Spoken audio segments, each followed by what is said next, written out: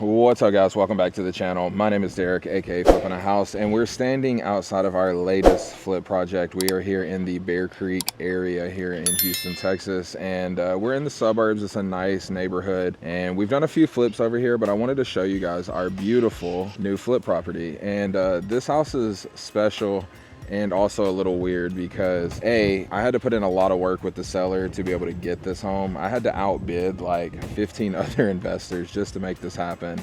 And then I still wasn't the highest bid, but we'll talk about that in a little bit. And then on top of that, I want to talk to you guys about why I bought this home, because I'm gonna be honest, I try to stay away from heavy rehabs and hoarder homes. I never make money with them. If I do, it's like $5,000 to $10,000 or I break even, and we do all this work. It's just not worth it. But I felt really secure in buying this one, and I'm gonna tell you guys why.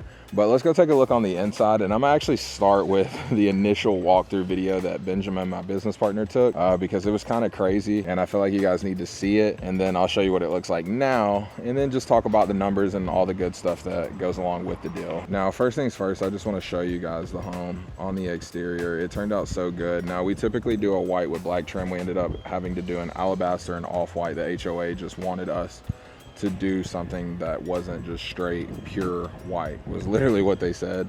So we did an off-white and it turned out really good. But let me show you guys a picture right here of what the exterior of the home looked like when we bought the home. Now, as we go inside, even though it looks really nice right now, like I said, I'm about to show you guys what it used to look like. So enjoy.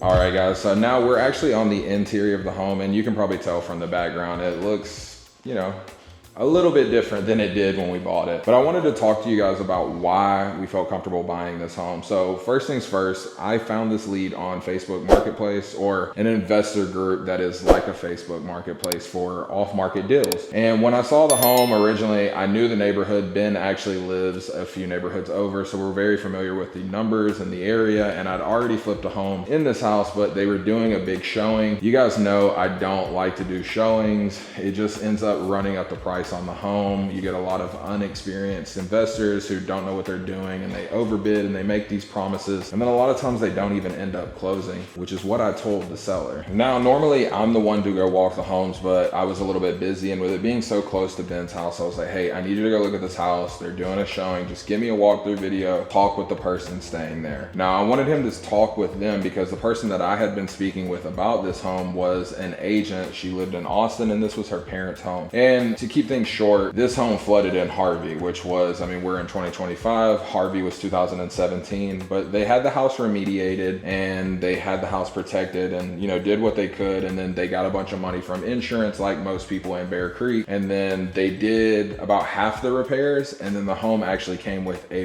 bunch of new materials. And even though these cabinets look a little dirty and rugged, they're in fantastic condition, but they do need a good hard scrub down just from all the pets that the homeowners had. Now, when I say pets, guys, I don't mean like a few dogs and cats. I mean like 4 to 5 dogs, 5 to 6 cats. They had ferrets. There was a family of mice living in the attic that we're still kind of dealing with. We have most of them removed. And then on top of that, we had a terrible flea problem that I'm still dealing with. I just had the house fumigated again, and then we're gonna do some more bombers in the attic and stuff like that just to get completely rid of them, so when my cleaners come in, they can do a nice deep scrub on this home. Now, initially when the seller listed the home in the group, she had listed the property for $160,000. Now, just to give you an idea of where homes are selling right now, my neighbor is a little bit smaller across the street, 2 doors down. They just went under contract. They're pending close right now for $260,000. But like I said, they're about 500 square feet smaller, and they have 1 bedroom less, which is a very good sign for us. So in my mind, we can get around 280 up to 300,000 is where some comps are, but you guys know it's 2025, the market is different. So we're being very realistic, and I think that we are going to list around $279,999. Now, like I said, we purchased the home for $170,000. So like I said, she listed the home for $160,000. There was 12 other investors that were here the day that Ben came to the showing, and then there was 3 or 4 more that came another day. They did a second showing. But the reason that she ended up going with me is because I was very brutally honest with her about like, hey, look, most of these people are going to be wholesaling your property. She was an agent. She was very well aware of what that meant.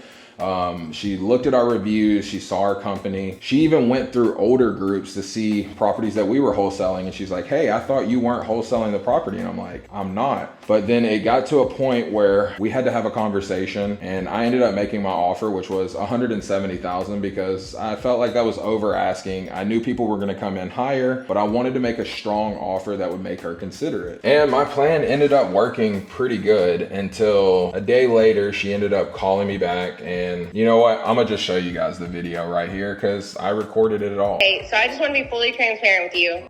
We have another offer that came in at $180K. Quick close as well. No option period. Earnest money of $5,000, non-refundable, putting that in special provisions. Lease deposit of $3,000, and charging probably $1,000 for the 30-day lease back. Gotcha. Okay. I wanted to be just completely transparent with you because we do really like y'all. My dad said he had a great chat with Benjamin, or he enjoyed talking to him, something of that sort. So I wanted to see what your thoughts were. Personally, I think you should take the offer. I mean, if they can officially close, I mean, I'm not going to be able to go that high. I've lost a lot of money over the last 2 years chasing deals. So I've walked away from a lot of okay deals. I can't, 170 was pushing it. Okay. Yeah, just like I said, that's why I wanted to go ahead and sign. I knew you would get a higher offer. I mean, when you put things on Facebook, I mean, you'll always get somebody to overpay. I'm just not that guy. Like I said, I'm never going to be your highest closes with no problems. So we just kind of focus on service. So if you guys want the most amount of money, like I said, I always tell people go with the highest offer. But I mean, if you guys want ease of close and guarantee, and you know what I mean, but you know, everybody's situation's different. I totally understand. Yeah. It's just for us, it wouldn't make sense at that number. And for them, they probably don't do a lot of deals, so they're willing to overpay. For us, I mean, you know, we look at so many deals that you know, I'm just not willing to overextend myself to put myself in a hole. 170 is your highest. Yeah, everything that we talked about. Now, as you can see in the video, I thought the deal was dead. Like, we lost it. Like you've seen, she said she had higher offers. And like I told her, you should probably go with those offers, because if I'm, you know, unable to pay that, you have to do what's best for your family. And this is what I tell sellers all the time. I'm never going to be the highest offer. I'm just going to be the guaranteed person that closes. You're never going to have to worry about that or when we get to closing day. And I think there's just a really good point in that. Like, you have to be willing to walk away from deals sometimes, and especially if it's above your number. The biggest problem that I see with a lot of newer investors is that they overbid the property, or they do over the rehab. They make it way too nice for the neighborhood, and then they think they're gonna get all this money back, and it typically never works out. But let's go ahead and give you guys a new and improved walkthrough. So one of the benefits that I saw of this home when we first purchased it was that it came with this extra room in the front. And if you guys know me, you know this is one of my favorite strategies, is to always add a bedroom. Now this home was over 2,100 square feet, and it was only a 3-bed, 2-bath. So I was like, let me come in here. We don't need this extra room. It was like an extra dining room, which is very common here in Houston. A lot of the homes come with it. I just like to turn them into 4th bedrooms. It really adds value. And like I said, we're really trying to get that 280 comp. On top of that, like I said, the home came with a lot of benefits. Like I kind of already mentioned, just, you know, in here in the kitchen, just with the cabinets and the granite and things like that. But let's also go look in the bathrooms as well. Now in the master here, we have a huge oversized master, and then it goes into the restroom in here.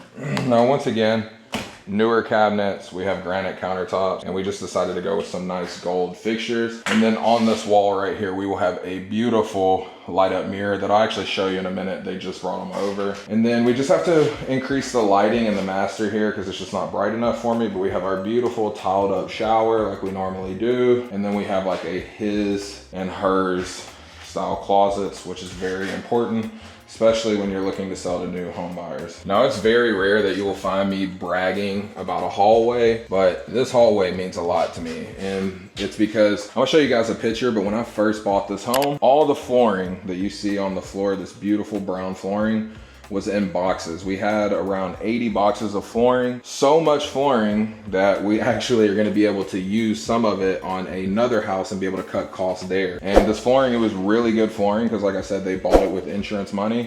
We always do carpet in the bedrooms. It's just a personal preference. I've never seen any difference and it helps us save a little bit of money. Like I said, it's at my house, I have tile throughout. I wish I had carpet in the bedroom, but it's part of it. But because we were able to save so much money on flooring, I just had to send my guys to get it installed. We put in the new carpet. And now, like I said, at another flip, I'm gonna be able to save money on it as well. Now here we have our guest bathroom, and same thing as you guys can see, the cabinets are really dirty, but they are brand new. We have our beautiful new gold faucet and granite countertops. Even though it's, once again, super dirty, don't even worry about it. My cleaners are gonna take care of it. And then we have another tub shower combo, completely brand new. Another really good thing about this neighborhood is a lot of the homes come on decent sized lots, but let me show you guys the backyard. It looks a little crazy as well. My landscaper is actually coming today, but the home just came with so much stuff. This is random, but this is a stack of Harvey siding. It's super expensive, right? And then it just came with it. We weren't able to use it on the garage. We had to get some bigger pieces. But now we're gonna put this in storage and be able to save when we have another siding repair. But in the back here, really big yard. Like I said, my landscaper is literally coming to clean this up. And then we're gonna put these boats in the garage, and I'm actually gonna try and sell them on Facebook Marketplace. With my son to help make some extra money.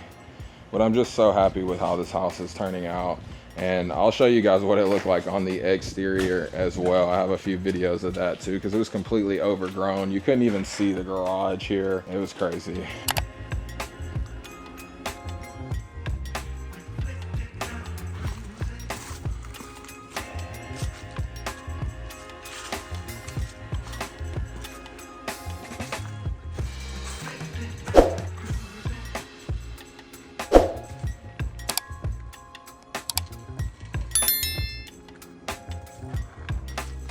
Now, more good news with this house is that I thought I was gonna end up spending money on 5 to 7 dumpsters. That's what I put in my budget. This is actually only dumpster number 3. We went through 2 40 yards and now 1 20 yard.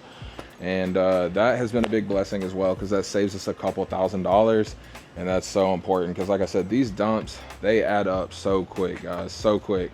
Each house at minimum, you're typically gonna use about 2 40-yard dumpsters, sometimes more, sometimes less. We did a hoarder house last year and I ended up going through 12 different dumpsters. 6 of those were from stuff that was in the attic. So like when I tell you guys, hoarder houses usually never pan out for us because there's so many extra costs that just pop up out of nowhere. Now, initially we had budgeted around $40,000 to $45,000 on this home. And it's crazy because I talked to some of the other investors that walked in, they were like, that's gonna be a $70,000, $80,000 repair, you know, budget on this home just due to the size and all the work that it needed. But I saw how strong the bones of it were, the majors. Our electrical is getting updated. Roof is good. It is a little bit dated, but nothing that we have to replace or anything like that. And then even if it does come up, if they want to use that as a negotiation tactic, I can get roofs done, you know, fairly cheap. But I say all that to say, our budget right now is looking like we're going to be around $35,000. Hopefully, fingers crossed.